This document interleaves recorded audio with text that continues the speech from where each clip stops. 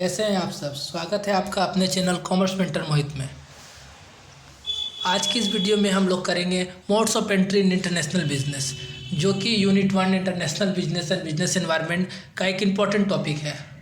हम लोगों ने एक इम्पॉर्टेंट टॉपिक सीरीज स्टार्ट किया है। जो नए लोग हैं वीडियो पे जो पहली बार आए उनको मैं बता दूं कि मैंने इम्पॉर्टेंट टॉपिक सीरीज स्टार्ट किया है, जिसका ये दूसरा वीडियो है, जो कि यूनिट 1 इंटरनेशनल बिजनेस और बिजनेस इन्वायरमेंट से है। तो चलिए दोस्तों, बिना टाइम वेस्ट किए वीडियो में आगे बढ़ते हैं और जानते हैं modes of entry in international business. तो सबसे पहले हम जान लेते हैं कि मोड्स ऑफ एंट्री क्या होती है। देखिए क्या modes of entry define how businesses expand internationally, choosing the right strategy depend on the market size, risk tolerance, investment capacities and control over operation. Means अगर एक कंपनी किसी फॉरेन कंट्री में investment करना चाहती है या अपना बिजनेस एक्सपेंड करना चाहती है इंटरनेशनली, तो वो किन किन तरीक़ों से अपना बिजनेस वहाँ स्थापित कर सकती है, अपना बिजनेस दूसरे देश के साथ कर सकती है, उसी को हम मोड्स ऑफ एंट्री कहते हैं। हम इंटरनेशनली हमारा बिजनेस कैसे लोकल से इंटरनेशनली हो सकता है, इसके क्या क्या मोड्स है, उसी को हम लोग आज इस वीडियो में समझेंगे। तो कई सारे मोड्स हो सकते हैं। तो जो मोड्स होते हैं एंट्री के, वो दो टाइप्स के हो सकते हैं। एक हो सकता है इन्वेस्टमेंट टाइप और एक हो सकता है कॉन्ट्रेक्चुअल टाइप। तो उसे हम लोग जान लेंगे। चलिए हम लोग मोड्स ऑफ एंट्री जान लेते हैं, किन किन तरीक़ों से हम लोग इंटरनेशनल बिजनेस में एंट्री करते हैं। तो सबसे जो पहला है वो है एक्सपोर्टिंग। एक्सपोर्टिंग एक सिंपल और कॉमन एंट्री है जिसके द्वारा हम लोग इंटरनेशनल बिजनेस करते हैं। इसमें क्या करते हैं कि एक कंट्री कुछ गुड्स सेल करते हैं अपने फॉरेन कंट्री में, अनदर कंट्री में, वहाँ सेटिंग अप प्रोडक्शन फैसिलिटी। तो ये दो तरीका से हो सकता है। इससे दो टाइप्स होते हैं एक्सपोर्टिंग के। एक डायरेक्ट एक्सपोर्टिंग होती है और एक इनडायरेक्ट एक्सपोर्टिंग होती है। तो डायरेक्ट एक्सपोर्टिंग में क्या होती है कि हम लोग manufacturer sales directly to the foreign customer, और इनडायरेक्ट एक्सपोर्टिंग में क्या होती है कि वो बीच में एजेंट काम करते हैं। हम लोगों ने सामान बनाया, एक एजेंट को दिया, वो उसे इंटरनेशनली मार्केट में उसको दूसरे देश में उसे जाके उसे सेल करेगा। तो ये दो तरीक़ा से हो सकती है। तो एक्सपोर्टिंग बहुत सारे फर्म, बहुत सारे इंडियन कंपनी विदेशों में अपना सामान बेचने के लिए एक्सपोर्टिंग का यूज़ करते हैं, क्योंकि इसमें रिस्क कम होती है और जो मार्केट एंट्री है वो काफ़ी इजी होती है। हम आसानी से कर सकते हैं, क्योंकि गवर्नमेंट हमें बहुत सारे स्कीम्स देती है, बहुत सारे बेनिफिट देते हैं कि हम अपना सामान ज़्यादा से ज़्यादा एक्सपोर्ट करें। तो क्या क्या इसके फ़ायदे हैं? यहाँ सबसे पहला फ़ायदा है कि लो इन्वेस्टमेंट, ज़्यादा इन्वेस्टमेंट की ज़रूरत नहीं होती है, और रिस्क भी कम होती है, और हम इजीली मार्केट में एंट्री कर सकते हैं। लेकिन कुछ फ़ायदे होने के साथ साथ इस मोड के कुछ नुकसान भी हैं। जैसे कि हमारा लिमिटेड कंट्रोल होता है, और हमें क्या होता है कभी कभी एजेंट और डिस्ट्रीब्यूटर के ऊपर डिपेंड होना पड़ता है कि अगर वो अगर उस विदेश तक माल नहीं पहुँचाते तो हमारा माल सेल नहीं होगा। और ट्रांसपोर्टेशन कॉस्ट वगैरह भी बहुत ज़्यादा होती है, तो हाई लॉजिस्टिक कॉस्ट होती है। तो ये कुछ कमी भी है एक्सपोर्टिंग की। तो ये एक सिंपल तरीका था एंट्री करने का। इसके बाद हम लोग जानते हैं दूसरा तरीका, जो कि है लाइसेंसिंग और फ्रेंचाइजिंग। ये भी एक काफ़ी पॉपुलर तरीका है, लाइसेंसिंग और फ्रेंचाइजिंग, जिसके द्वारा हम फॉरेन मार्केट में एंट्री कर सकते हैं। तो देखिए क्या है लाइसेंसिंग। क्या है लाइसेंसिंग में हम लोग क्या करते हैं कि हम लोग एक राइट देते हैं फॉरेन कंपनी की, वो हमारा जो कॉपीराइट है, इंटेलेक्चुअल प्रॉपर्टी है, जो हमारा ब्रांड नेम है, हमारा पेटेंट है, हमारा टेक्नोलॉजी है, उसे यूज़ करे और वहाँ बिजनेस चले।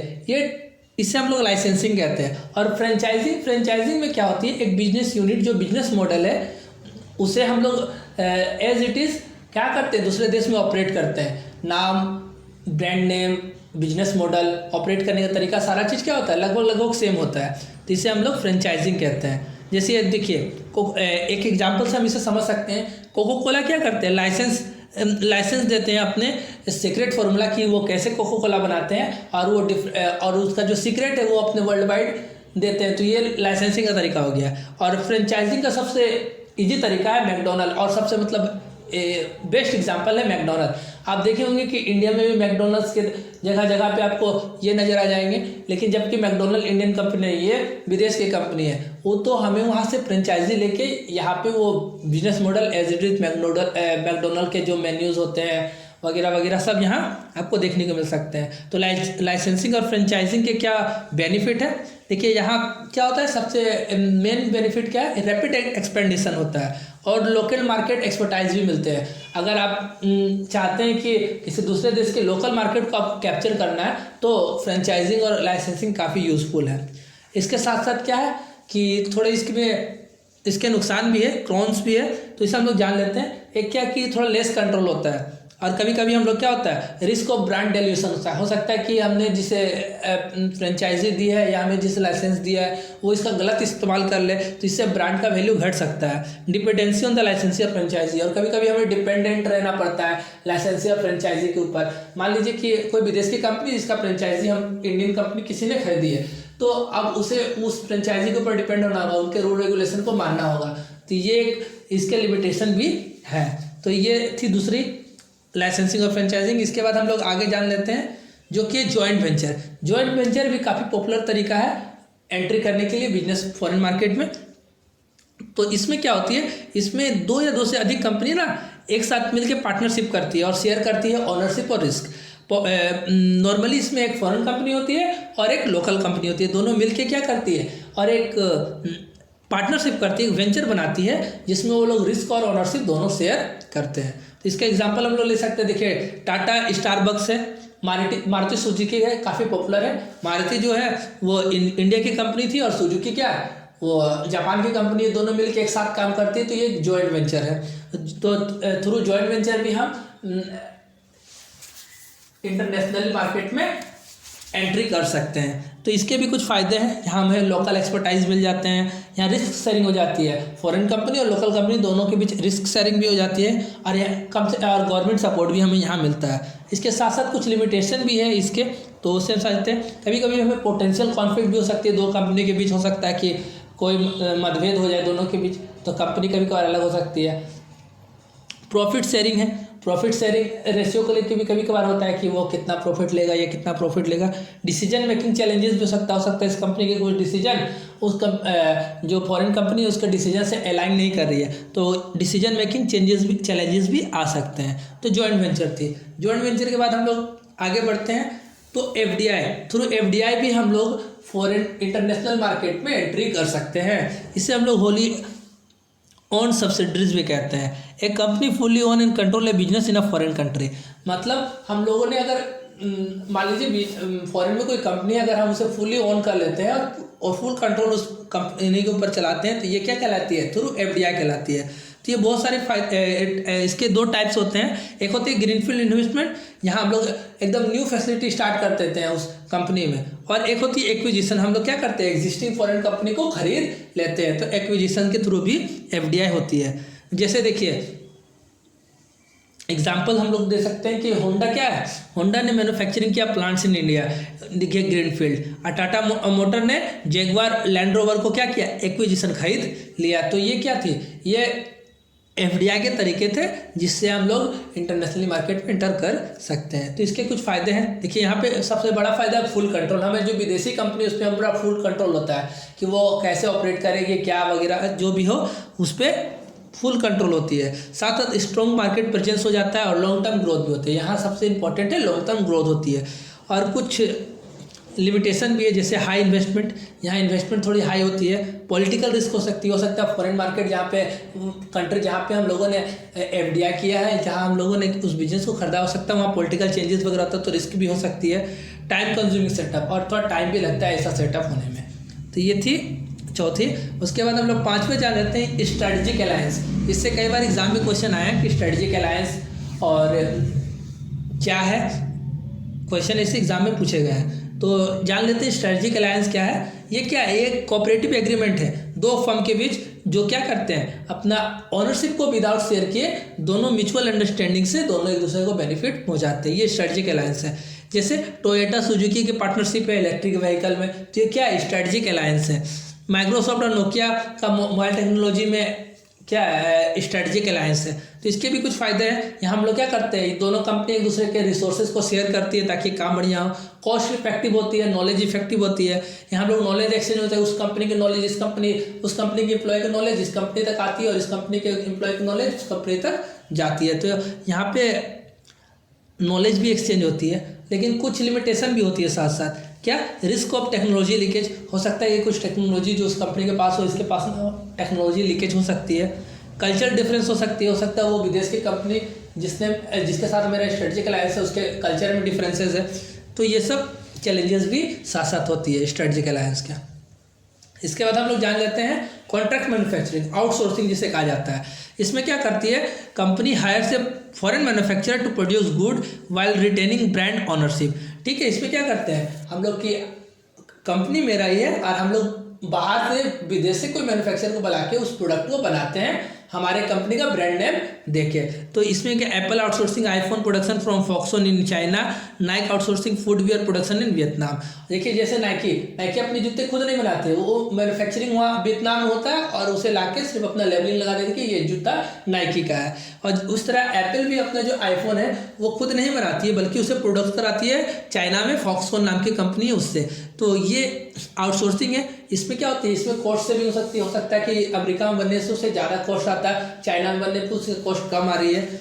स्किल्ड लेबर मिल जाता है कि चाइना में स्किल्ड लेबर है, वहाँ आईफोन को आसानी से बनाया जा सकता है। स्केलेबिलिटी भी का भी फ़ायदा होता है, लेकिन साथ साथ कुछ कॉन्स भी हो सकते हैं, क्वालिटी इशू कंट्रोल हो सकता है। जैसे ये ब्रांड नेम है, सपोज नाइकी एक ब्रांड नेम है और वो वियतनाम में किसी मैन्युफैक्चरर को जब दिया गया बनाने, वो उसमें कुछ क्वालिटी इशूज आ गया, तो इससे ब्रांड वैल्यू जो है नाइकी के घट सकती है। तो ये एक लिमिटेशन है। सप्लायर डिपेंडेंसी, और सप्लायर के ऊपर डिपेंडेंस भी रहना पड़ता है। कभी कभी कंपनी को कंपनी ऑर्डर अपने हिसाब से नहीं ले सकती है, वो मैन्युफैक्चरर को देखेगी कि कितना सप्लाई हो रहा है या नहीं हो रहा है, उस हिसाब से फिर लेगी। एथिकल कंसर्न भी हो सकती है। और लास्ट जो है वो है टर्नकी प्रोजेक्ट। देखिए टर्नकी प्रोजेक्ट के थ्रू भी हम लोग इंटरनेशनल मार्केट में एंट्री कर सकते हैं। तो ये क्या होती है, इसमें एक कंपनी सेटअप है fully operational business for a foreign client and hand it over after completion. जैसे बहुत सारे, देखिए क्या होता है कि कंपनी होती है वो फुल्ली ऑपरेशनली होती है, विदेश में ऑपरेट होती है, वहाँ पे किसी एजेंट को दे दिया गया, वो सारा उसका काम वगैरह सब संभालते हैं। लेकिन वो जो कंट्रोल होती है कहाँ से होती है, एक अपने होम कंट्री से होती है। तो इसके एग्जांपल्स क्या दे सकते हैं हम लोग, बहुत सारे प्रोजेक्ट, जैसे ऑयल रिफाइनरी है, पावर प्लांट्स है, इंफ्रास्ट्रक्चर प्रोजेक्ट है, L&T constructing metro project for foreign governments.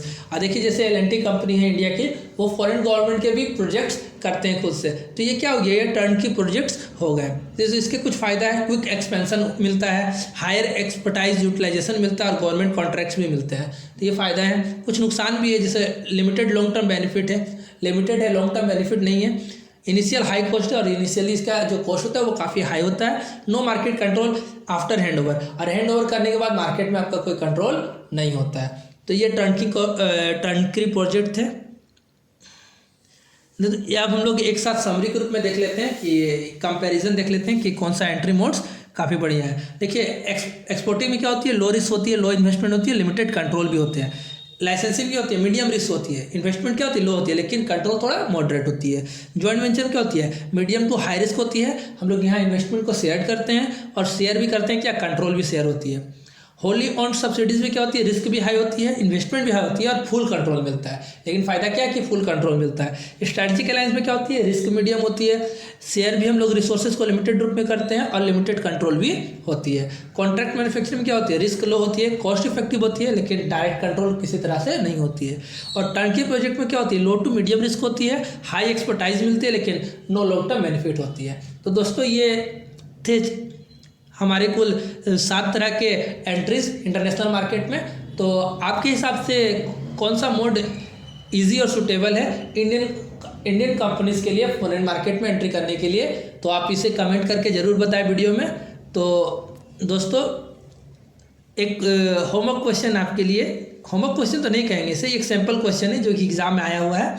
आप देख सकते हैं कि क्वेश्चन इस टॉपिक से किस तरह बनते हैं। देखिए क्वेश्चन बोला है, क्वेश्चन कि which mode of entry allows a company to use another firm's business model for a free. Fee दे के हम बिजनेस मॉडल किसी भी कंपनी का कौन सा एंट्री अलाउ करता है, जॉइंट वेंचर, लाइसेंसिंग, फ्रेंचाइजिंग या स्ट्रेटेजिक अलायंस। तो इसका आंसर क्या है, फ्रेंचाइजिंग है। तो इस तरह से क्वेश्चन एग्जाम में बनते हैं। तो ये टॉपिक भी काफ़ी इंपॉर्टेंट है यूजीसी नेट कॉमर्स एग्जाम के लिए। तो दोस्तों ये वीडियो आपको अगर इन्फॉर्मेटिव लगी हो और अगर आप चैनल में नए हो तो चैनल को सब्सक्राइब करना ना भूलें।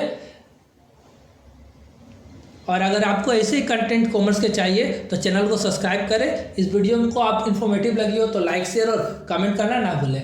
और अगर आपको कुछ भी क्वेरी हो इस वीडियो में या कुछ क्वेश्चन पूछने हो इस टॉपिक से रिलेटेड जो आपको नहीं समझ में आई या कुछ नहीं समझ में आया तो आप अपने डाउट्स भी हमारे कमेंट बॉक्स में कमेंट कर सकते हैं। तो दोस्तों इस वीडियो में इतना ही, मिलते हैं नेक्स्ट वीडियो में, तब तक के लिए टेक केयर, बाय।